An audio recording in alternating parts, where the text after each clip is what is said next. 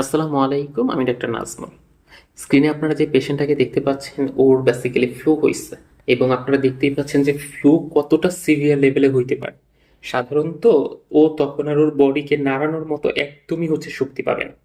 এই জন্যই আমি আপনাদেরকে সবসময় প্রথমে বলি যে ফ্লু হওয়ার আগেই আপনারা যদি একটু ভ্যাকসিনটা দিয়ে রাখেন, সাধারণত শীতকাল আসার আগেই যদি একটু ভ্যাকসিনেশন শিডিউলটা ওর কমপ্লিট করা থাকে, তাহলে কিন্তু বিড়ালগুলো আর এরকম নাজেহাল অবস্থা বা এতটা দুর্বল হয়ে পড়তে পারে না।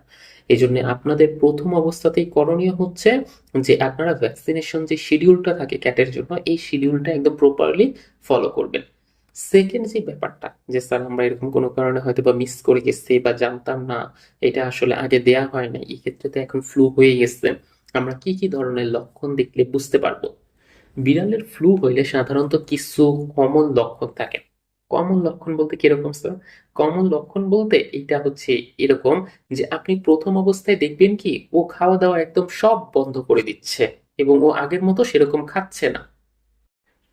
কেমন যেন আর আগের মতো খাচ্ছে না বা চলাফেরা করতেছে না। দেখবেন যে একটা ঝিমুনি ঝিমুনি ভাব ওর মধ্যে আসছে। তারপর আপনি খেয়াল করবেন কি যে আগের চেয়ে আপনার বিড়ালটা আরো বেশি পরিমাণে দুর্বল হয়ে যাচ্ছে।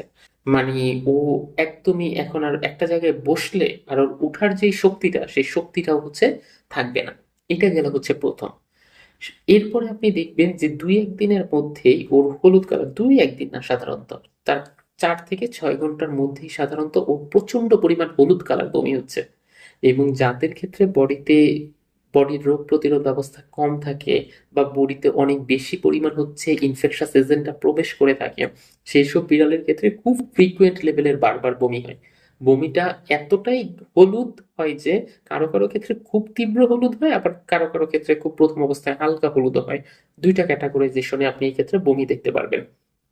তারপরে বমির সাথে যদি কন্ডিশনটা সিভিয়ার তখনই হয় যদি পেটে কৃমি থাকে।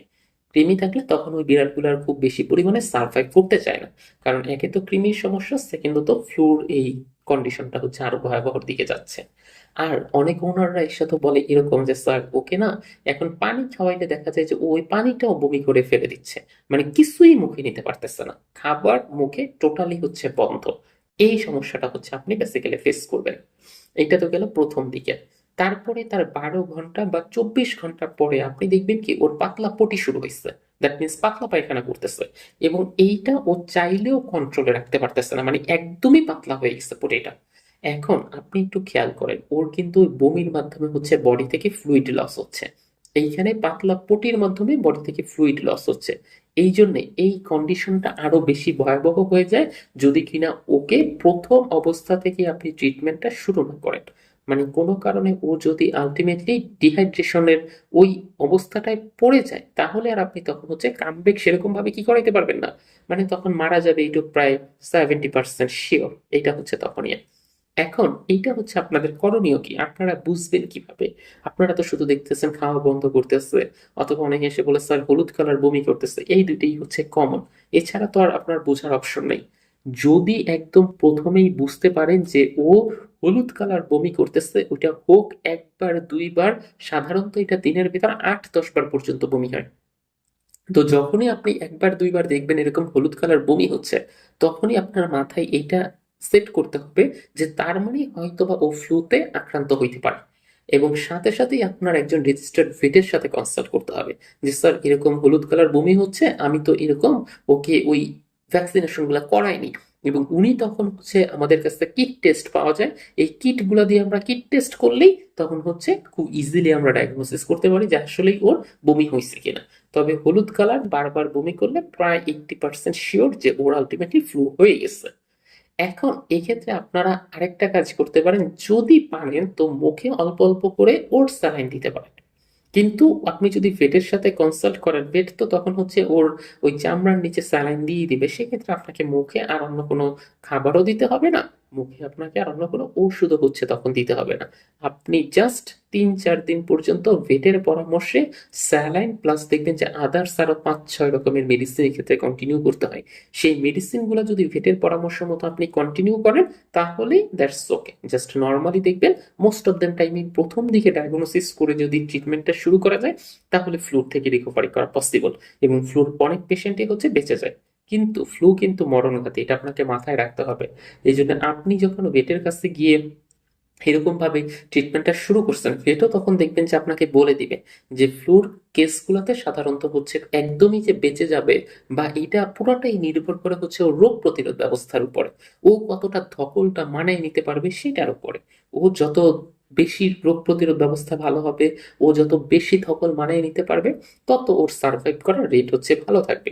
আমার কাছে এরকম অনেক পেশেন্ট আছে যারা কিনা সার্ভাইভ করে গেছে, আবার এরকম কয়েকটা পেশেন্টও আসছে হচ্ছে যারা কিনা মারা গেছে। তো এইটা হচ্ছে আসলে same medicine, same treatment protocol, but ওই রোগ প্রতিরোধ ব্যবস্থা কার কত ভালো সেটার উপর ডিপেন্ড করে ওরা হচ্ছে আলটিমেটলি কতটা তাড়াতাড়ি দ্রুত সুস্থ হবে সেটা নির্ভর করে। এই জন্য সবসময় যে সাইন সিমটম বা রোগের লক্ষণগুলো বলে দিচ্ছে, যদি এগুলা দেখেন সাথে সাথে রেজিস্টার্ড ভেটের সাথে কথা বলে সেইভাবে হচ্ছে ট্রিটমেন্টটা শুরু করবেন, এবং যাতে করে ও ওই ডিহাইড্রেশনে না পড়তে পারে বা খুব বেশি পরিমাণে সিভিয়ার কন্ডিশনে না যায়। সিভিয়ার কন্ডিশনে যাওয়ার পর তখন ভেটের কাছে নিয়ে গেলে কিন্তু আর কোনো ফলাফলই পাবেন না। এই ব্যাপারগুলোতে একটু খেয়াল রাখতে পারলে আপনি দেখবেন যে ও খুব দ্রুতই হচ্ছে এই ফ্লুর থেকে রিকভারি করে যাচ্ছে। এবং রিকভারি করার পরে অনেকে জিজ্ঞেস করে যে স্যার এখন আমরা ভ্যাকসিনটা দিব কবে, কারণ এই যে একবার হয়ে গেছে। তো এই ক্ষেত্রে সাধারণত ভ্যাকসিনটা ওই রোগের লক্ষণ মানে সুস্থ হয়ে যাওয়ার পরেও আরো প্রায় 10 থেকে 12 দিন আপনাকে অপেক্ষা করতে হবে। যখন বডি থেকে পুরা সবগুলা ভাইরাস একদম শেডিং হয়ে বের হয়ে যাবে, 14 দিনের মতো সময় লাগে এই ক্ষেত্রে। এই 14 দিন পরে আপনি একজন পেট একটা পেট ক্লিনিক্সে গিয়ে আপনি হচ্ছে খুব সুন্দর মতো ওই ভ্যাকসিনেশন শিডিউলটা কমপ্লিট করে আসতে পারবেন। এটাই হচ্ছে আপনার প্রাইমারি করণীয়। ধন্যবাদ সবাইকে।